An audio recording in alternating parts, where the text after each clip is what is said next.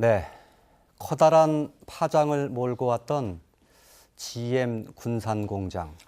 문을 닫은 게 지난 5월 31일입니다. 그러니까 석 달가량 지났습니다. 그 전에 현대중공업 군산조선소 사태도 있고 해서 군산은 말 그대로 치명상을 입은 거나 다름이었습니다. 그런데 그 이후에도 사정은 좀처럼 나아지지 않고 있습니다. 무엇이 문제인지, 희망은 있는 건지, 그렇게 하려면 무엇을 해야 되는 것인지 오늘 좀 들어보려고 합니다. 오늘 네 분 모셨는데요. 박주현 의원, 그리고 나석훈 국장, 또 최연성 교수, 김규선 회장, 네 분 수고해 주시겠습니다. 어서 오십시오. 네, 좋습니다. 자, 먼저 군산 지역 경기 상황 좀 알아보려고 하는데, 먼저 그 통계 잠깐 보면서 좀 함께 하도록 하죠. 예, 군산시 실업률 나타낸 통계인데요. 올해, 그러니까 2018년도에 실업률이 상반기에 4.1%였습니다. 이건 1년 전 2017년 상반기 1.6%에 비해서 2.5%포인트 높은 것이고요. 약 2배 반가량 뛰어온 거죠. 전국에 있는 77개 시지역 가운데 군산의 실업률이 네 번째로 높습니다. 하나 더 볼까요? 예. 한국 GM 군산공장 협력업체가 149개 정도 되는데요. 사실상 거의 개점 휴업 상태라고 그렇게 알려져 있습니다.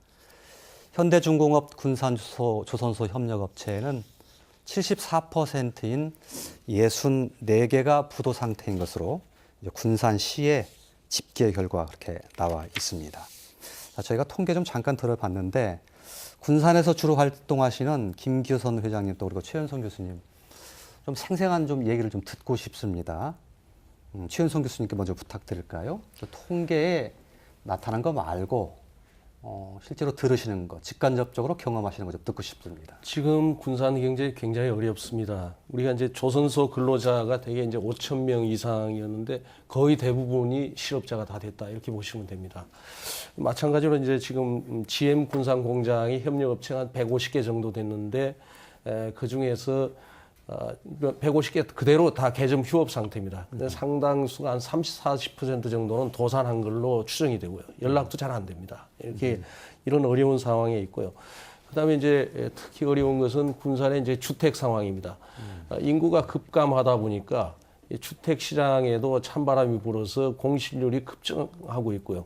지금 현재 올해, 내년, 후내년 하기로 되어 있는 아파트들이 계속 대기 상태에 있는데 거의 지금 아마 부도 상황으로 내년쯤에는 몰리지 않겠나, 이렇게 생각이 돼서 특단의 대책을 정부에서 강구해 주지 않으면은 상당히 슬럼화될 가능성이 있다, 이렇게 생각을 하고 있습니다. 그래서 그동안에 이제 총리께서도 5번이나 군산에 와주셔서 관심을 보내주셨는데, 문제는 군산 시민들이 느끼는 게 없다는 거죠. 예. 그래서 이제 이게 아마 이런 그 경제적인 상황도 문제지만은 시민들의 심리 상태도 내년쯤 되면은 상당히 심각한 상황으로 빠진다.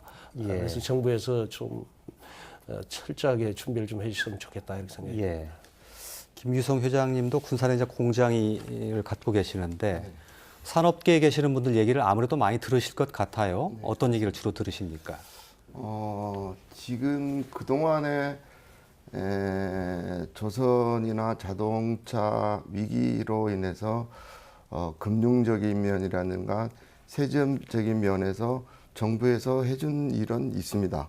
당연히 그거로 해서 지금 부도가 안 난 그 회사들은 연명을 하고 있는데, 이게 언제까지 갈지를, 그러니까 지금 정부에서 해준 게 그 공적 자금, 즉 정부에서 빌린 돈, 이 정도의 이자 감면 내지는 그 상환 시기를 연장을 해주고, 근데 개인 은행이라든가 금융권에서 빌린 거는 전혀 거기에 해당이 되지 않습니다. 그렇다 예. 보니까 지금 남아 있는 기업들도 언제까지 일을 하지 않고는 언제까지 버틸 수 있는지를 누구도 장담할 수가 없다는 겁니다. 예. 그래서 어떻게 되든 간에 빠른 시일 내에 기업들이 일을 할 수 있게끔 그 정부에서 역량을 모아가지고 군산 지역에다가 특단의 대책을 좀 강구해 주셔야 될 거로 생각합니다. 예, 연명이라는 표현을 쓰셨어요. 네. 최현성 교수님께서 뭐 주택 상환, 부동산 얘기까지 하시면서 뭐 슬럼화되는 수준이라고 말씀하셨는데 네. 이 연명하고 있는 게 더 장기간 지속되면 앞으로 내년이나 그 이후로 가면 더 어려워질 수 있다는 얘기도 포함이 되고 있는 거네요. 당연히 그렇습니다. 지금 2016년부터 이제 군산에서는 두 기업이 어려워지기 시작하니까 인구 유출이 시작이 됐거든요. 그래서 2016년에 847명이 나갔고요. 2017년 작년에는 2,554명. 그다음에 이제 올해 다시 1,499명. 계속해서 인구가 이제 나가고 있는데 이 인구들이 전부 일할 수 있는 사람들이거든요. 지금 예. 나가는 분들이. 예. 그러다 보니까 이제 일할 수 있는 인구가 이 지금 2년 반 사이에 5천 명이 준 거예요. 예, 예. 5천 명이면 어느 지역에 한 면 단위 하나가 사라진 거예요. 예, 그래서 이 상황이 지금 내년까지 계속되면 인구 탈출은 지속될 거 아니겠어요? 그래서 예. 좀 어려운 상황이다. 예. 이해해 주시면 좋겠습니다. 그렇게 되다 보니까 특히 그 국가 산단이 밀집해 있는 오식도 동이라든가 예. 여기에 보면은 원룸 주택들의 공식률은 거의 80% 이상이 됐고요.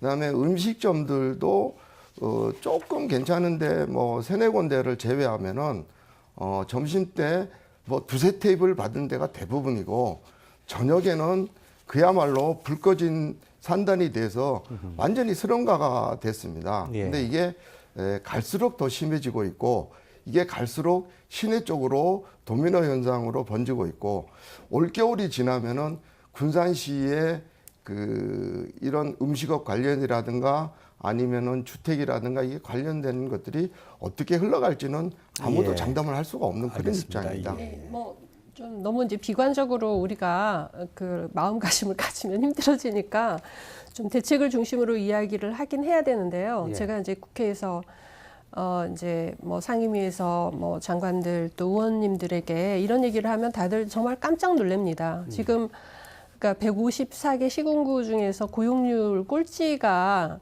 익산이고 꼴찌에서 두 번째가 군산이고 꼴찌에서 한 6, 7번째가 전주입니다. 그런데 그 통계가 군산 조선소와 군산 GM이 완전히 문을 닫기 이전의 통계입니다. 예. 그 얘기하면 다들 오 이렇게 예, 얘기를 예. 하셔요. 예. 그런데 제가 이제 뭐 아이를 키우면서 항상 그 중요 순간 크리티컬 모먼트라는 게 있잖아요. 어느 순간이 딱 지나가면 더 이상 회복하기 어려운 그런 순간이 옵니다. 그래서 저는 지금 문재인 정부가 사실 10개월간에 벌려놓은 일입니다. 그런데 이거를 한 2, 3년 안에 이렇게 일으켜 세우지 않으면 정말 두고두고 우리나라 경제에서 한 지역의 문제가 계속 부담이 될 것이다. 예.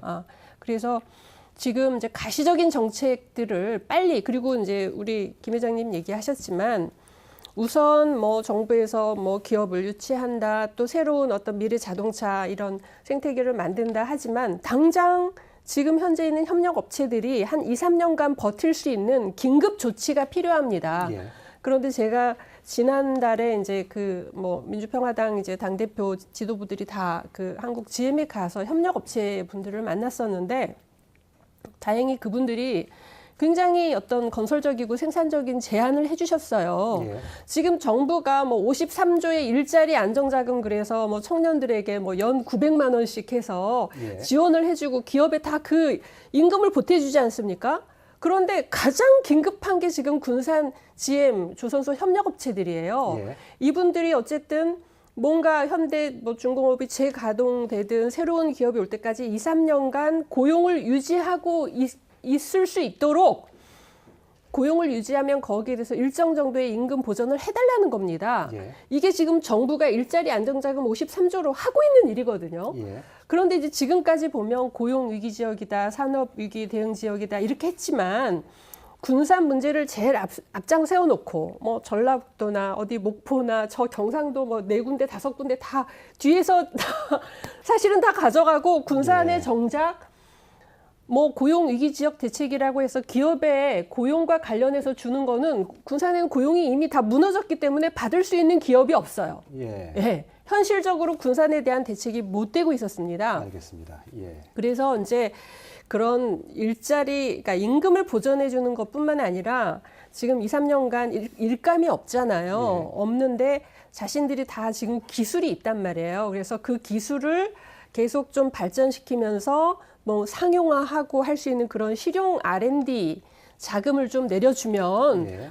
자기들이 그 R&D를 하면서 버티고 있겠다. 예. 이렇게 얘기를 하셔서 이번에 예. 이제 목적 예비비 이제 사업으로 해서 이제 저희가 뭐 긴급하게 올리기도 하고 이제 전북에서도 같이 이렇게 올렸는데 이런 부분 뭐 하여간 큰 대책은 큰 대책대로 당장 어떤 위기 예. 대응 대책은 대책대로 예. 정말 긴장해서 해야 될 것 알겠습니다. 같습니다. 예. 군산 지역 경제 상황, 실상이 어떤지를 좀 잠깐 들어봤는데 간단하게 정리를 하면 매우 어렵고 참담한 수준인데 이마저도 그 바닥이 아니고 올 연말을 지나고 내년이 되면 더 참혹한 수준이 될 수 있다라고 두 분께서 말씀을 해주시고 계십니다. 다음 차례는 그동안 그러면 정부라든가 이런 대책이 뭐가 있었고 좀 효과가 있었는가 잠깐 짧게 짚어볼 텐데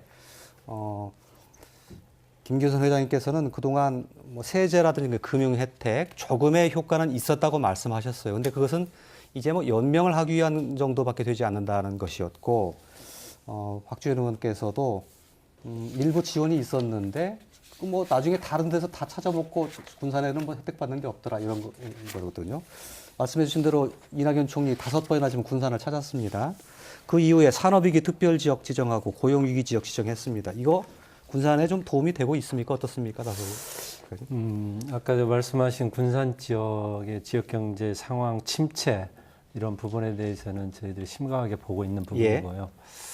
그 부분을 어떻게 이 부분을 위기를 극복하고 미래를 향해서 나아가냐 하는 부분에 대해서는 지금 말씀하신 부분에 다 동의를 합니다. 예. 다만 이제 여러 가지 저희들이 하고 있는 부분에 대해서 우선 지난번에 그 산업위기 대응으로 위기지역으로 지정이 되면서 추경하고 목적예비비로 해서 48개 사업에 2,058억 원이 지원이 됐습니다. 예. 그래서 분야별로 보면은 실직자 근로 직업훈련 재취업 지원, 그 다음에 협력업체 경쟁력 강화, 그 다음에 지역경제 활성화를 위한 사업 이런 부분들이 2,058억 원이 지원이 됐는데 예.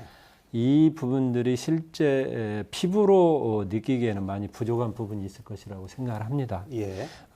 그렇지만 이제 이 긴급으로 우선 지원하는 부분이고 아까 말씀하신 박 의원님께서 말씀해주신 목적예비비 부분이 추가적으로 지금 확보해서 예산이 반영된 부분이 있고 예.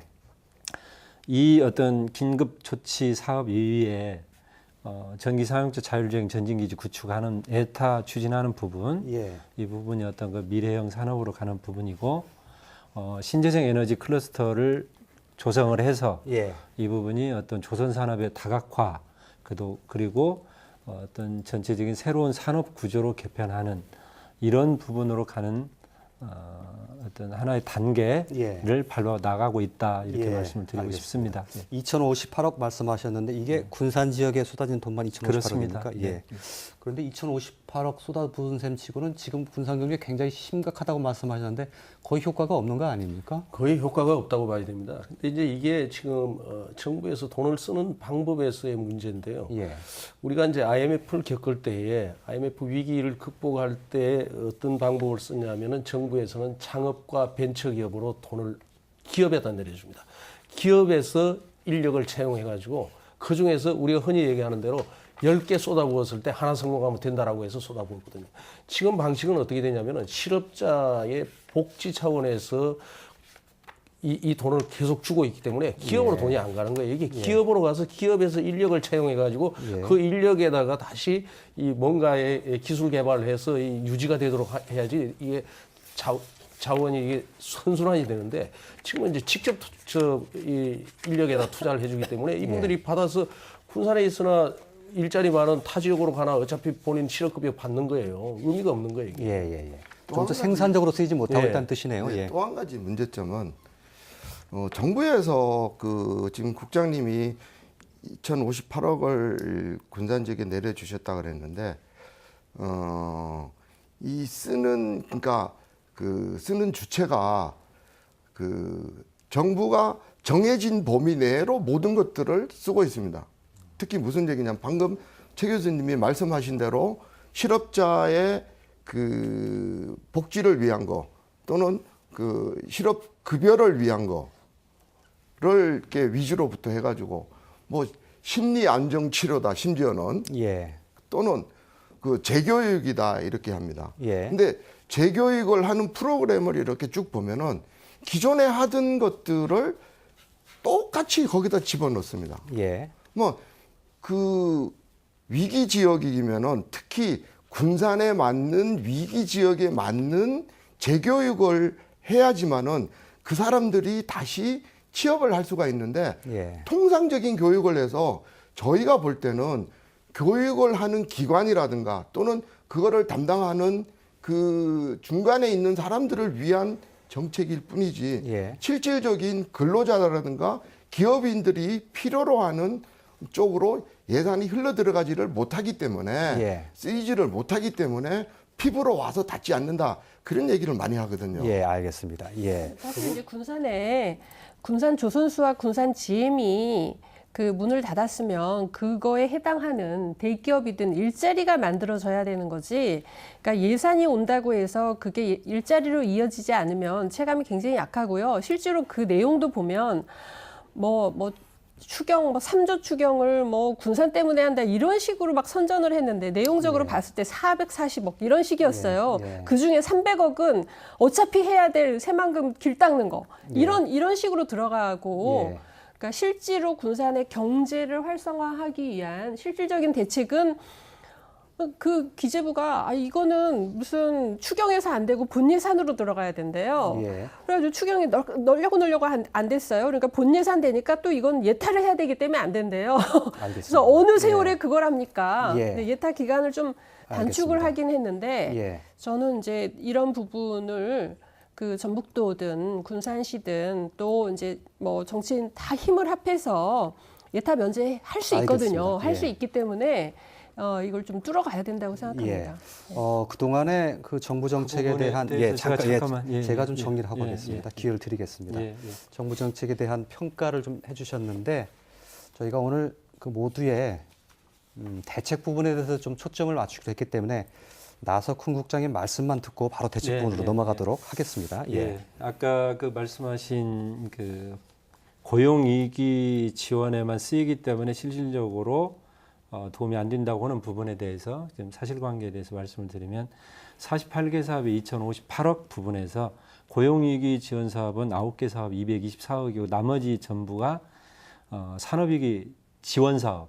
그러니까 예컨대 여기서 산업위기 지원 사업이라면 자동차나 조선 어떤 그 부품위기 극복 사업, 사업 다각화 지원 사업 이런 부분이기 때문에 그리고 고용위기 지원 사업은 별도로 이 부분에 포함이 안 된 부분이고요. 그다음에 회장님께서 어떤 그 기업인들에게 실제로 필요한 부분이 아니고 어떤 형식적인 부분이라고 말씀하신 부분은 실제로 저희들이 교육 프로그램을 작성을 하면서 수없이 많은 그 설문조사를 통해서 교육 프로그램을 작성을 했습니다. 예. 그래서 그 부분은 물론 부족하겠지만 저희들이 임으로 한 게 아니라 최대한 실업 되신 분들, 그분들이 원하는 교육이 무엇인가 그런 설문조사를 통해서 교육 프로그램을 만들었기 때문에 그 부분은 최대한 노력을 하고 있다 하는 부분을 말씀드리고 예, 싶습니다. 알겠습니다. 네. 어찌됐건 제가 드렸던 말씀은 예. 그 정부의 그 획일적으로 이렇게 하지 말고 예. 지역에 맞는 그런 프로그램을 다시 만들어야 가지고 예. 교육을 시켜야 된다는 그런 얘기죠. 알겠습니다. 예. 그 말씀은 그 박주현 의원께서 해주셨는데 예산 몇백억, 몇천억 이런 그 딱지 붙이는 것으로는 정작 대책이 되지 못한다는 말씀은 아마 대체가 될 수 있을 것 같습니다. 그 지역이 얼마나 실질적인 도움이 되느냐가 굉장히 중요한 것 같고요. 자, 대책 부분으로 바로 넘어가죠. 나석훈 국장님 좀 말씀하실 기회가 적으셨으니까 어떤 대책을 해야 된다고 도에서는 판단하고 있습니까? 큰 것만 한두 가지 짚어주시면요. 아까 말씀드렸습니다마는 어떤 전라북도 그리고 이 전라북도의 어떤 산업의 골간인 군산시의 산업 구조의 개편 그리고 산업 구조의 체질 개선 이 부분이 중요하다고 보고 예. 그 부분에서 가장 중점을 두고 있는 것이 전라북도 산업이 강점을 가지고 있는 상용차, 승용차, 그리고 건설 기계, 특장차 이 부분까지를 아우르는 미래형 자동차 산업으로 나가는 부분, 이 예. 부분과 신재생 에너지 클러스터를 조성해 나가는 부분, 이 부분이 가장 중요한 부분이라고 보고 예. 그 부분에 중점을 두고 있습니다. 예, 크게 두 축을 말씀해 주셨네요. 그것도 이제 시기마다 중장기 대책이 있고 당장 지금 현재 협력업체들을 살려야 되는 단기적인 대책이 있을 텐데 그것까지 곁들여서 다들 말씀해 주시면 좋을 것 같습니다. 예. 예. 예. 예. 미래형 자동차 이제 관련해서는 우선 이제 그 자동차가 전라북도의 그 전략 산업으로 들어가야 됩니다. 그런데 지금 뭐 규제 프리존법이나 뭐 산업특구 뭐 발전법 이런 것들이 지금 뭐 통과되느냐 마느냐 이렇게 하고 있는데 거기에 전라북도는 농생명과 탄소밖에 들어있지 않아요. 그래서 거기에 자동차를 반드시 추가를 시켜야 되고 그래서 저희 이제 민주평화당에서는 이제 산자위에 그 조배수 의원이 들어가 계신데 우리는 여기 자동차가 여기 들어가지 않으면 모든 법을 반대한다 이런 입장으로 지금 나가고 있습니다. 그래서 그 부분이 이제 선행돼야만 우리가 앞으로 이제 군산과 새만금의 그런 이제 미래 자동차 관련된 거를 좀 풀어갈 수 있다라는 말씀을 드리고 예. 신재생 에너지와 관련해서는 지금 이제 사실 우리가 새만금 그 땅을 만드느라고 30년간 이게 블랙홀이 돼가지고 예산은 들어가는데 일자리는 안 나오고 너무 힘든 30년을 지나면서 겨우 이제 땅을 만들었는데 그 땅을 보고 정부든 뭐 어디 기업이든 그냥 땅을 넓은 땅을 싸게 이용하려고 달려드는 이런 거를 좀 피의식을 저는 느낍니다. 그래서 예를 들면 뭐 LG 뭐 스마트팜 같은 경우에도 그냥 너희들이 땅을 가지려고 들어오면 안 된다. 이 전라북도 농민들이 거기에서 실질적인 지분을 가지고 실질적인 소득을 얻을 수 있는 대책이 있어야 이거를 인정하겠다. 이렇게 예. 이제 하는 것이고요. 태양광 패널을 뭐 쫙 깔겠다 이런 얘기가 나와요. 그래서 절대 반대. 예. 그러니까 태양광 원료 공장, 제조 공장, 연구소 이런 게 다 들어온다는 전제하에 옆에 시범단지 가능. 이런 입장으로 이제 저희는 하고 있는데 그래서 그 신재생 에너지 관련해서도 뭐 전라북도에서도 그런 입장이시라고 저는 생각을 하는데요. 반드시 그렇게 이제 지켜주셔야 할 것 같고요. 예. 새만금이 또 이제 유리한 게 이제 군산항도 있고 새만금 항을 만들지 않습니까? 그러면 또 이제 중국하고 직접 이제 그 수출을 할 수 있는 형편이고 그리고 이제 이 호남 배후의 그 농수축산물이 굉장히 이제 그 보고기 때문에 지금 이제 농식품부하고 같이 예. 새만금에 대중국 친환경 예. 식품 수출 단지를 만드는 거에 대해서 이제 이야기를 하고 예. 있습니다. 예. 굉장히 조건이 좋아요. 지금 이제 곡물이 주로 평택항으로 들어오는데요. 평택항은 지금 너무 바빠요. 거기 이제 뭐 무슨 삼성도 있고 뭐도 있고 평택에 곡물까지 들어갈 필요가 없습니다. 그래서 예. 곡물 수입을 새만금으로 해서 하고 또 배후에 있는 이런 농수축산물이 다 와서 그거를 친환경적으로 포장하는 거. 지금 이제 새만금에 플라즈마 연구소가 있기 때문에 그 포장하는 것도 신선 포장도 가능하고 그거를 가공하는 그런 식품 산업이 거기에 이제 대대적으로 들어올 수가 있습니다. 근데 이게 또 왜 가능하냐 하면 지금 이제 한국과 중국이 한중 경제 협력을 하고 있는데요. 예, 예. 그 협력 대상이 중국의 동북 삼성하고 이제 한국의 새만금입니다. 그런데 이 협력하던 게 이제 사드 때문에 굉장히 한동안 중단이 됐다가 올해 초에 이제 재개가 됐는데 예. 우리는 이제 그동안에 동북 삼성에 대해서 투자를 많이 했어요. 그런데 중국은 새만금에 투자를 안 했습니다. 예. 그래서 이제 중국이 투자를 하겠다라고 그렇게 의사를 밝혔는데 우리나라 사람들이 이제 중국의 기업이 우리나라에 들어올 때 뭔가 기술 유출에 대한 이런 어떤 우려도 있기 때문에 식품 산업을 합작을 하는 거에 대해서는 아무런 정말 이견이 있을 수가 없고 예. 그래서 중국의 기업도 들어오고 우리나라의 어떤 식품 대기업들도 들어와서 거기에 그 친환경 대중국 식품 수출 단지, 그러니까 중국의 한 인구 중에 한 5천만 명 정도는 굉장히 이제 고급이어서 알겠습니다. 이게 농수산물도 이제 네덜란드에서 직접 이렇게 갖다 먹는다거든요. 예. 예. 그래서 그 부분이 앞으로 이제 그 새만금 관련해서 이계호 장관님도 아주 적극적으로 그렇게 협력을 하시겠다고 했기 때문에 예. 전라북도에서 열심히 하시면 저는 예. 뭐 성과가 있을 거라고 봅니다. 예, 알겠습니다. 크게 전라북도의 그 산업구조 개편과 관련해서 세 가지 말씀해 주셨습니다. 미래형자동차, 신재생에너지, 또 그리고 이제 크게 보면 식품산업이라고 할 수 있는데요. 특히 뭐 대중국을 겨냥한 뭐 수출까지 말씀해 주셨는데 이런 큰 그림도 중요하겠지만 일단 현실과 조금 부합된 얘기를 하려면 당장 조금 피부에 와닿는 얘기도 해야 될 건데 이 얘기도 하고요.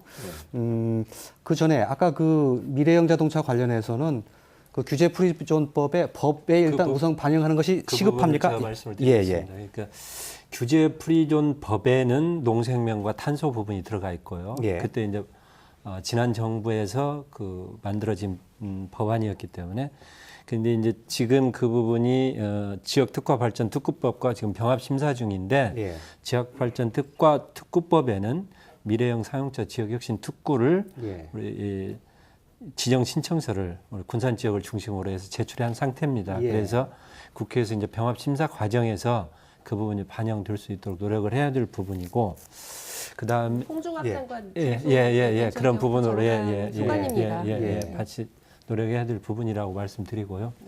그다음에 아까 말씀하신 새만금의 30년 피해 의식 이런 부분에 대해서 우려하시는 부분 충분히 잘 알고 있습니다. 잘 알고 있고 저희들이 이제 아까 제가 말씀드린 신재생 에너지 융복합 클러스터라고 하는 것은 어떤 여기에 발전단지만 하고 많은 것은 클러스터가 될 수 없고요.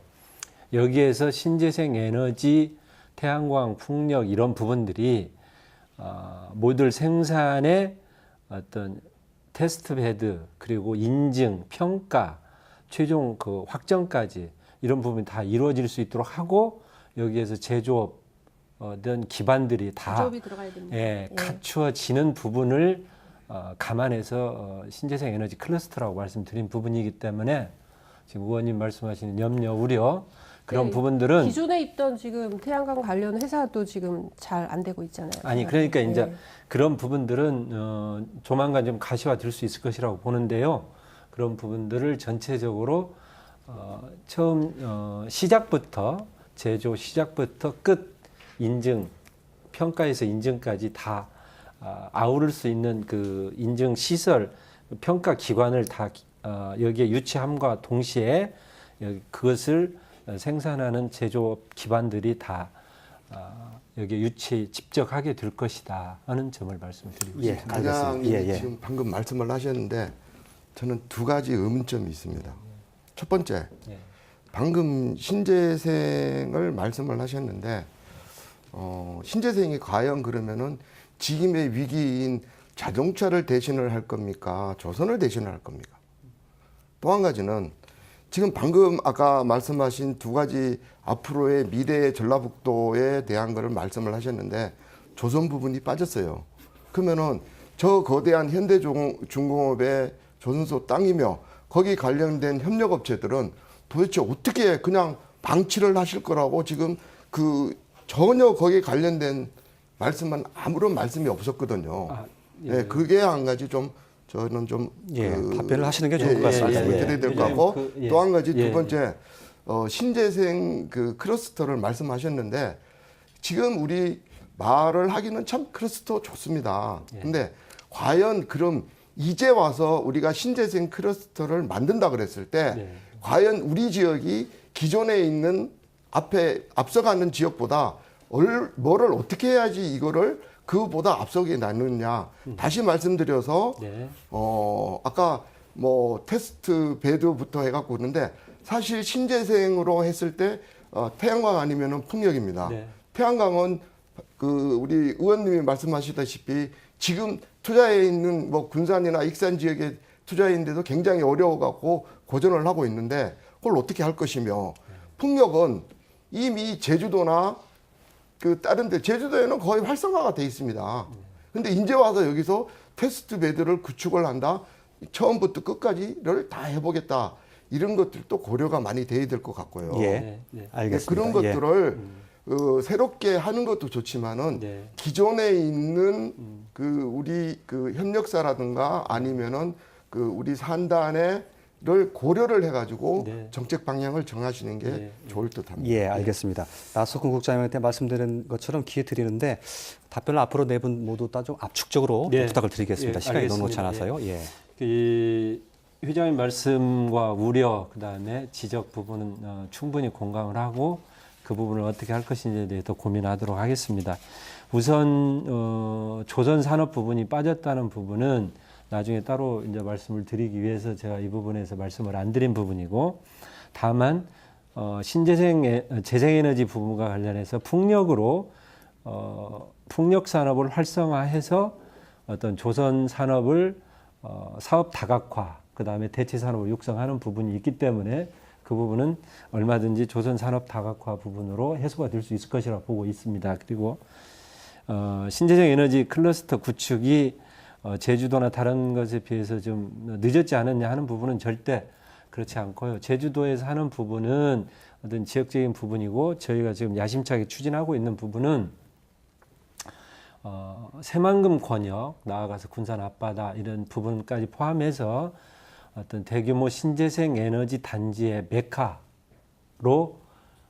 지금 설정하고 그런 부분들을 준비 중에 있는 부분이기 때문에 그런 부분도 어느 정도 가시화되면 그 말씀드리고, 추가적으로 보완해야 될 부분이 있으면 보완되도록 그렇게 하겠습니다. 예. 최현성 교수께 드리겠습니다. 예. 이제 저희가 그 과거 얘기를 하나 할게요. 2011년 9월이니까 지금부터 한 7년 전에 되는데, 이때 지금 국장님께서 말씀하신 것과 유사한 사업이 기재부 예타를 통과해가지고 사업이 진행된 적이 있어요. 그게 뭐냐면은 미래 그린 상용차 부품 개발 사업이다. 이렇게 해가지고서 2020년까지 상용차 부품 100개사 유치하고, 그 다음에 50개사 글로벌 중견기업으로 육성한다. 이렇게 하다 보면은 2020년까지 전북 지역에 뭐 6조 원, 전국적으로는 12조 원의 경제 효과가 있다라고 했는데, 사실 이게 꿈이 사라지고 용두사미로 끝났어요. 똑같은 사업을 지금 또 추진하시는 거예요. 그래서 저는 이 사업 자체가 나쁘다는 게 아니고 전략이 굉장히 중요하다는 거예요. 지금 현재 자동차 부품 사업은 그 부품을 사줄 완성차 업체가 있어야 되는데, 군산에는 전북에는 지금 2개가 있단 말이에요. 군산에 있는 타타 대우하고 예. 전주에 있는 이제 현대차하고 2개가 있잖아요. 그런데 아무리 좋은 부품도 이게 이제 완성차 공장이 없으면 의미가 없는데, 과연 이 두 기업이 지금 현재 우리가 육성하는 이런 것들을 사줄 준비가 돼 있냐 이거예요. 지금 하시는 게 뭐냐면은 자율주행차 군집 주행하는 걸 하겠다 이러잖아요. 지금 아시다시피 현대자동차에서는 이미 자기들이 그 자율주행차 개발해가지고서 의왕하고 인천 사이에 지금 고속도로 달렸어요. 며칠 전에. 달렸습니다. 그러니까 전북도에서 R&D 하겠다 하는데, 이 지금 전북도에 있는 기업에서는 벌써 이미 시운전하고 있고 2020년까지 상용화하겠다 이러고 있단 말이에요. 그러니까는 이런 것들이 우리는 결국 현대차가 잘 돼야 되고 타타 대우가 잘 돼야 되는데, 기업들이 지금 우리가 지자체에서 R&D에 대해서 전략 짜는 것보다 먼저 앞서가고 있단 말이에요. 그래서 이런 것들에 대해서는 좀 조심스럽게 접근할 필요가 있다 이렇게 생각하고 있습니다. 간략하게 말씀드리겠습니다. 예, 간략하게 하셔야겠습니다. 아까 말씀하신 현대차에서 한 부분은 승용에 가는 부분이고, 저희들이 중점을 하고 있는 상용차와 가는 부분이기 때문에, 승용과 상용은 이 기술과 자율주행이라든가 전기라든가 이런 부분들이 서로 별개의 영역으로 R&D 기술이, 그래서 우리는 상용 부분에 집중을 하고 있는 부분이고요. 그러니까 이제 자동차 공장, 완성차 공장을 어떻게 할 것이냐 하는 부분은 따로 진행 경과에 대해서 GM 공장 부분은 따로 말씀을 드리도록 하겠습니다. 알겠습니다. 예. 그 이제 오늘 이제 또 얘기 나온 중에, 의원님 얘기 중에 이제 새만금이 점점 애물단지가 돼가고 있는 거예요. 이게 지금 1억 2천만 평인데 기업 유치된 것은 몇 개 안 되고, 이제 거의 이제 매립은 계속 진행되고 있고, 인프라는 조성되고 있고, 되는 사업은 없고, 그러다 보니까 지금 얘기 나오는 게 2.1기가와트 신재생 에너지 발전 단지를 만들겠다. 이게 의원님 걱정하시는 대로 2.1기가와트면은 몇백만 평을 그냥 태양광으로 까는 거예요. 그러면 우리가 평당 조성 단가만 해도 50만 원씩 주고 30년 동안 도민들이 염원했는데, 이게 이렇게 가도 될 것이냐라는 거예요. 그러면 이제 그렇지 않고 그럼 다른 대안이 있냐라고 했을 때 우리가 또 이것도 어려운 거예요. 그래서 저는 지금 오히려 우리가 삼성 전장 사업 유치한다고 하는데, 저는 여기 국장님 나와 계시고 의원님 나와 계시니까 우리가 전라북도가 한화에 좀 주목해야 된다. 한화는 이미 이 새만금 개발청에다가 투자 의향서를 제출했어요 지금. 한화에너지. 했고 이제 태양광 사업에 참여하겠다 했단 말이에요. 그러면은 하나도 아시다시피 이번에 이제 근 20조 가까운 걸 가지고서 투자를 하겠다라고 정부에다 밝혔잖아요. 그러면 이 중에서 우리가 새만금에 얼마나 오게 할 것이냐는 건 투자 의향서를 밝힌 하나에 우리가 집중해 가는데 다만 의원님 걱정하신 대로 8점만은 안 된다. 제조업 같이 와야 된다. 뭐 하나에서 예를 들어서 신재생 에너지 중에서 좋은 게 배터리 사업 이런 게 있잖아요. 그죠? 뭐 그런 거 같이 오면은 우리가 해주겠다. 이런 전략들이 좀 필요하지 않나. 신재생 에너지 하려면 그렇게 해야 된다 그런 말씀이죠. 네, 그 교수님 좋은 말씀 감사하고요. 저희들이 그 신재생 에너지 클러스터로 구축해 나간다고 하는 것은 아까 말씀하신 어떤 뭐 발전 단지 그것만 해서 신재생 에너지 클러스터라고 그렇게 명명하지는 않고요. 반드시 신재생 에너지 클러스터는 아까 그 말씀드린 인증, 평가 이런 부분까지 다 포함해서 궁극적으로는 제조업체 기반이 이렇게 집적되는 효과를 거두면서 그 부분이 어떤 산업 구조 개편, 그다음에 지역 경제 활성화 부분 연결되는 그런 부분으로 노력을 하겠습니다. 지금까지 문제가 뭐냐면요. 그러니까 아까 우리 그 교수님 말씀하신 대로 예를 들면 정부에서는 그런 뭔가 R&D 기반을 구축하기 위한 어떤 예산 사업을 이렇게 만들어요. 그래서 하지만 그런 예산 사업이 진행된다고 해서 R&D 기지가 만들어지는 것도 아니고 기업이 오는 것도 아닙니다. 그러니까 R&D 기지를 만드는 것과 기업을 유치하는 거를 별도로 해야 돼요. 이 예산 사업을 기본으로 해서. 그런데 여기에서 지금 R&D 기지, 우리가 지금 뭐 삼성전장이다, 뭐 예를 들면 소아리에 있는 뭐 현대 기아 자동차가 와야 된다, 또 뭐 하나가 와야 된다 할 때 이 대기업들은 지금 우리가 뭐 무슨 뭐 식품 산업단지 하는 데야 뭐 그것도 요즘은 이제 R&D가 필요하지만 특히 이제 그런 미래 자동차 신재생 에너지 뭐 이런 경우에는 그 연구개발 고급 인력들이 서울에서 멀리는 안 간다는 겁니다. 예를 들면 화성이나 이렇게 1시간 반 이내 거리에만 있으려고 하지 저 멀리 무슨 새만금이나 저 멀리 완주까지 안 가려고 한다는 거예요. 그래서 그 기업들을 유치하기 위해서는 반드시 서울에서 1시간 10분 거리에 있는 익산역에 아예 랜드마크 그 높은 빌딩을 세워서 거기에 전라북도에 들어오는 기업들에게는 거기 다 R&D 센터를 다 주겠다. 그런데 이 R&D 센터라는 게 그냥 그 과기원하고 연결되지 않으면 생태계가 잘 조성이 안 됩니다. 그렇기 때문에 그 R&D 센터 바로 옆에 붙여서 전북 과기원을 만들어서 지속적인 이 생태계를 만들어 줄 테니 너희들이 기업이 와서 뭐 서울에서 1시간 10분 거리에 거기에 R&D 기지 있고 그 공장은 새만금이나 완주 같은 넓은 땅에 있고 오시오. 이게 이제 가능해진단 말이죠. 그래서 저는 이제 기업들에게 오라오라 할 때 그냥 뭐 우리 예산 사업 뭐 무슨 몇백억짜리 2천억짜리 했습니다. 이거 가지고는 안 오고요. 그런 전북 과기원법이 이제 지금 진행이 되고 있습니다. 아주 구체적으로 진행이 되고 있어서 전라북도도 아주 적극적으로 나서서 이거를 이 판에 유치를 해야죠. 왜냐하면 2013년에 전북 과기원과 울산 과기원이 동시에 올랐었습니다. 근데 그때 이제 전북 과기원에서는 사실은 전남 광주에서 반대했어요. 광주 과기원하고 이렇게 충돌이 된다고 하면서 그런데 사실은 이제 대구 뭐 경상도에는 저 포항공대도 있고 또 뭐 이미 이제 대구 과기원도 있는 상태에서 울산 과기원은 됐어요. 됐는데 이제 그 당시에 그 문재인 대통령이 열심히 미루셨대요. 그렇기 때문에 우리는 문재인 대통령에게 어떤 그러니까 채권을 갖고 있는 셈입니다. 그래서 이번에 전북 과기원을 반드시 따내야 되고요. 그래야 되고 그래야 이제 뭐 삼성전장이든 뭐 현대기아든 이렇게 데려올 수가 있고 또 하나는 지금 당장 이제 그 현대중공업 조선소가 협력 업체들이 있는데 뭐 아까 우리 이제 회장님 말씀하셨지만 그런 이제 해상 풍력 단지들이 지금 이제 만들어진다는 거 아닙니까? 저는 이제 어민들에게는 정말 충분한 보상을 해드려야 된다고 생각해요. 그런데 이제 지금까지는 좀 반대하다가 이제 이게 추진이 됩니다. 근데 해상 풍력의 그 하부체 만드는 것이 지금 조선소하고 거의 이제 비슷하단 말이에요. 그걸 갖고 와야 됩니다. 갖고 와야 돼요.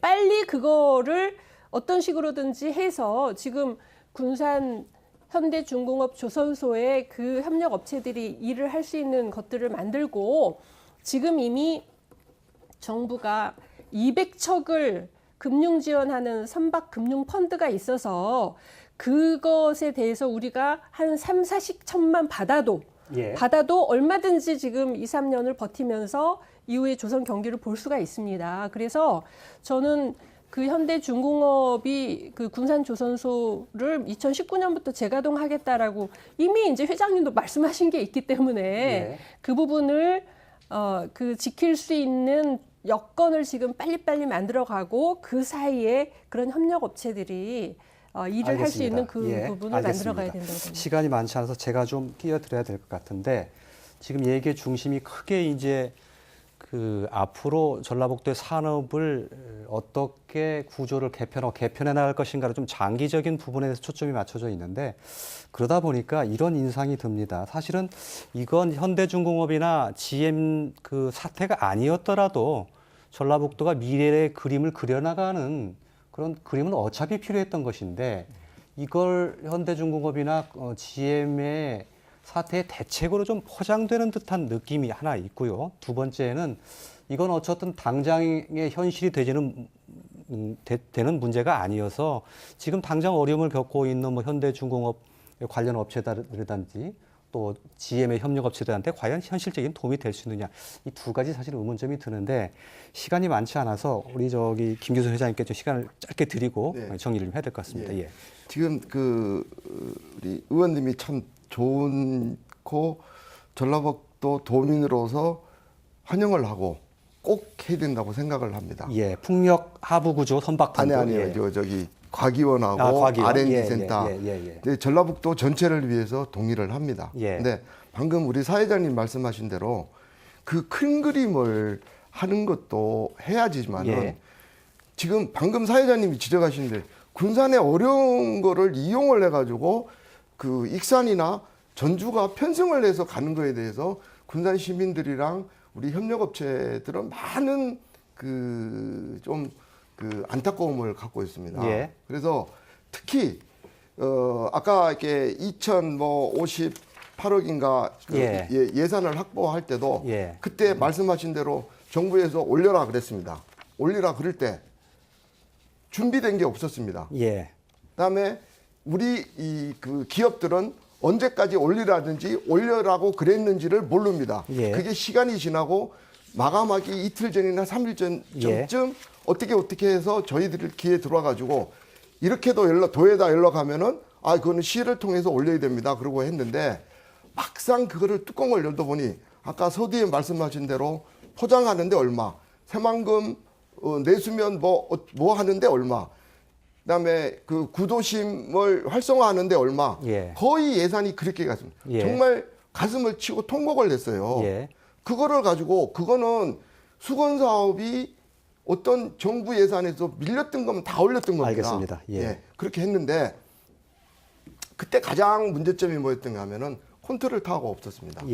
어떤 뭐를 하려고 그러면은 지금 아직까지도 군산시에 위기 대응을 하기 위한 컨트롤 타워가 없습니다. 알겠습니다. 정리를 그래서 좀 해주셔야 되겠습니다. 얼마 전에 저희가 그 시장님하고 간담회도 하고 우리 경제협의 주관으로 그다음에 시의장님하고도 어제 그 의장단하고 간담회를 했는데 제가 역시 제안을 했습니다. 컨트롤 타워를 시장 직속 기관으로 컨트롤 타워를 해가지고 어떤 정부 예산을 하더라도 서로 그 현실을 알고 현실이 반영된 정책을 마련해서 강력하게 모아서 건의를 해야 이게 어떤 게 이루어졌을 때 현실 반영이 되는 거지. 아니 전에 못 이뤘던 그런 거를 예산 반영을 해다 하면은 어디서 알겠습니다. 기업이 일어서겠습니까? 알겠습니다. 미래형 자동차부터 또 과기원까지 얘기를 다 들어봤는데요. 당장 좀 내 몸에 좀 약이 되는 대책이 좀 나왔으면 좋겠다라는 바람이 분명히 있으신 것 같고 그 대목에 대해서 한 분씩 얘기를 듣고 얘기를 좀 정리를 좀 해야 될 것 같습니다. 시간이 많이 들이지는 못할 것 같고요. 최대한 1분을 드릴 수 있을 것 같은데 김규수 회장님께 짤막하게 어떤 거 당장 필요합니까? 저는 그 현대중공업 협력사들이 가장 빠르고 쉽게 살 수 있는 방법이 있습니다. 우리 지금 문재인 정부에서 주 52시간을 하다 보니까 현대중공업이 사내 물량을 다 해결이 안 돼서 그 사회로 그 수만 톤이 그 수천만 톤이 나옵니다. 예. 뭐 3천만 톤인가 예. 정확한 수치는 모르겠습니다만은 근데 그 중에 최소한 그 우리 그 전라북도 군산에 뭐 매년 뭐 3천만 톤이라든지 예. 만 톤이라든지 일정 정도? 일정 부분을 예. 할애를 해가지고 할당해 줬으면 좋겠다. 그 예. 할당을 해주라는 그런 거를 그러니까 2019년에 가동을 한다 그랬는데 지금 상황으로 봤을 땐 가동이 어렵다 이거죠. 알겠습니다. 아마 그때까지라도 예. 협력업체가 살 길은 그 불억이라도 갖다가 일을 해야 되겠다 이거죠. 알겠습니다. 예, 예. 도와 정치권에서 좀 반영이 될 수 있겠습니까? 노력해 네, 주시기 바랍니다. 예. 그 지금 회장님 말씀하신 그 조선업 그 어떤 일감 확보 물량 예. 이런 블록 작업 이런 부분들은 저희들이 지속적으로 알겠습니다. 예. 현대중공업 노력을 하고 있는 부분이고 알겠습니다. 아까 그 저기 의원님 말씀하신 그 그리고 회장님도 말씀하신 그 이게 저기 R&D 센터 부분은 저희들이 그 신재생 에너지 클러스터 구축을 하면서 내년도 예산에 수상형 태양광 종합 평가센터 구축하는 부분, 그다음에 고분자 연료전지 신뢰성 평가센터 구축하는 부분, 이런 부분들이 예산에 알겠습니다. 다 포함이 돼 있습니다. 그래서 어떤 그 말로만의 어떤 서울에서 그런 1시간 반 안에 도착할 수 있는 아니 해야 된다니까요. 그런 부분들이 네. 실질적으로 마무리 거기에서 지어주시죠. 할 수 예. 있는 예. 일할 수 있는 그런 예. 평가센터 구축이니까요. 예, 그렇게 알겠습니다. 이해하시면 됩니다. 예. 최현성 교수께도 한 1분 정도 시간 드리겠습니다. 예, 지금 현재 우리나라에서 가장 어려운 지역이 세 군데가 있습니다. 거제, 통영, 군산입니다. 거제, 통영은 조선업 때문에 망했고요. 군산은 조선업과 자동차 두 개가 동시에 왔습니다. 가장 어려운 데는 군산입니다. 정말 정부에서 특별한 대책을 세워줘야 되는데 예. 법만 따져서는 절대 안 됩니다. 각 기업들의 창업 수준에 요구되는 지원을 해줘야 됩니다. 이게 무슨 얘기냐면은 지금 기업들이 담보 능력이 없어요. 신용 불량 상태예요. 예. 그러니까 여기다가 뭘 하라고 하면은 될 수가 없어요. 그래서 이런 걸 다 무시하고 기업이 운영할 수 있는 긴급 자금을 대줘야 알겠습니다. 예, 긴급자 박주인 의원께도 예. 1분 드리죠. 통영 거제는 그동안 정부에서 뭐 세금을 수십조 이렇게 쏟아 부은 다음에 지금 어려워진 거고요. 군산은 단 1원도 받지 않은 상태에서 이렇게 그렇습니다. 문을 닫은 겁니다. 그래서 다르다고 생각하고 우선 정말 협력 업체들이 당장 2, 3년을 버틸 수 있는 그런 긴급 예산이 당장 필요하고 또 하나 이제 어떤 과도기적으로 일자리를 만들어낼 수 있는 게 군산항에 자동차 화물에 대한 그 사용료를 감면해 줘야 됩니다. 지금 현재 그러니까 목포가 올해 이제 초에 끝났고요. 예. 울산항에서는 100%를 지금 감면을 해줍니다. 그래서 저는 산업위기 대응 지역인데 이게 뭐 이 부분 만약에 사용료 감면 어려우면 군산 항만공사를 만들어 달라. 예, 그 군산 항만공사를 만들어 주던지 아니면은 한 2년만이라도 사용료 감면을 해서 그런 자동차 환적 좀 일자리들이 상으로서. 좀 예. 일자리들이 생길 수 있도록 해야 된다. 예, 알겠습니다. 예. 당장 피가 되고 살이 되는 그런 대책이 필요하다는 말씀으로 한 알아듣겠습니다. 가지만 더. 그 조선 부분에 자동차 부분 그렇게. 예. 지금 그 아까 그 토론회 전에 잠깐 말씀을 나눴지만은 우리 전라북도 군산에도 경쟁력이 있는 부분이 있습니다. 선박 중에서. 예를 들면 특수선 건조를 하고 있는 업체도 있고요. 또 그와 같은 것들을 현실적으로 수출도 하고 있고. 그러면 그게 앞으로 동남아 쪽에 수요가 많습니다. 예, 예. 알겠습니다. 거기에 대한 것들도 예, 예. 우리가 앞으로 그 한 개의 축을 갖고 나가서 알겠습니다. 대기업이 없더라도 자체적으로 있는 지금 인프라를 구축해서 그 부분을 적극적으로 개척해 나가야 됩니다. 알겠습니다. 예. 그러기 위해서는 이제 뭐 그 RG라든가 관련된 알겠습니다. 그 예. 자금들이 예. 또 지원을 해주고 예. 그래서 적극적으로 그런 부분을 개척해야 된다고 또 예. 생각을 합니다. 군산 GM 사태 이후에 평가를 들어보면 군산 살리겠다는 구호만 있더라라는 그런 냉정한 평가가 있습니다. 구호뿐 아니고요. 실질적이고 또 현실적인 그런 대책이 좀 나왔으면 좋겠습니다. 오늘 얘기 마치죠. 고맙습니다. 고맙습니다.